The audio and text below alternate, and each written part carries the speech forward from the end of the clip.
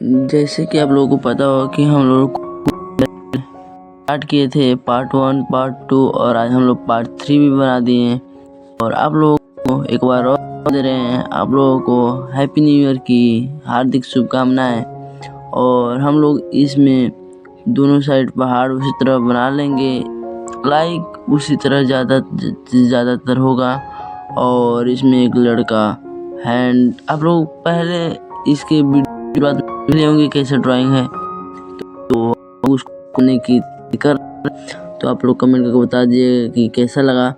और हम लोग इसका एक छोटा सा वीडियो लाने वाले हैं, तो आप लोग बताइए कैसा बना।